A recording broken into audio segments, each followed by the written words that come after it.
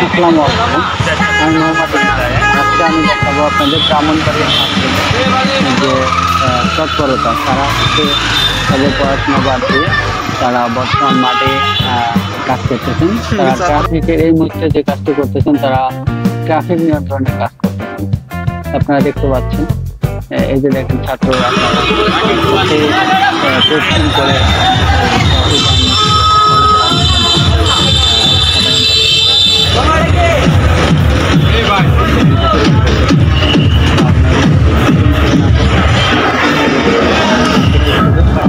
ছাত্রদের পাশাপাশি আপনারাও নিখুঁত থেকে এগিয়ে আসবেন বলে আশা করি।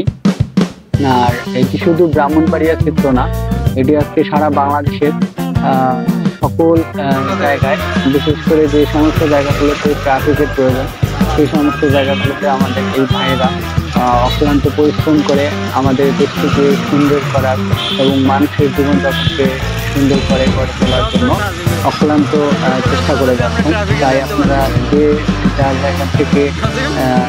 যার জায়গা থেকে আপনারা এগিয়ে আসুন আমাদের এই দেশটিকে নতুন করে গড়তে এবং আমাদের এই সোনার বাংলাদেশকে সত্যিকার অর্থেই সোনার বাংলাদেশ করার জন্য।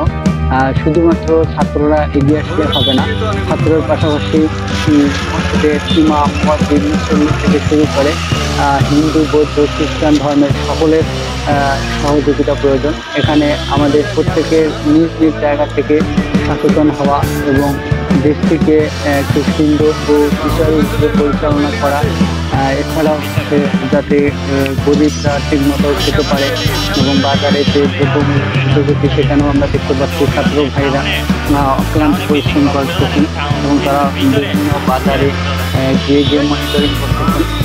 তো আপনারাও নিজ নিজ জায়গা থেকে সচেতন হন এবং আমাদের দেশটিকে বিশ্বের উন্নত দেশদের কাতারে নিয়ে যাওয়ার জন্য আমরা সবাই প্রতিজ্ঞাবদ্ধ হই এবং আমরা দেখেছি যে বাংলাদেশে একটি কত বড় আন্দোলন হয়ে গেল এই কোটা আন্দোলনের মাধ্যমে, যে আন্দোলনের মাধ্যমে বাংলাদেশে আওয়ামী লীগ সরকারের পতন হয়।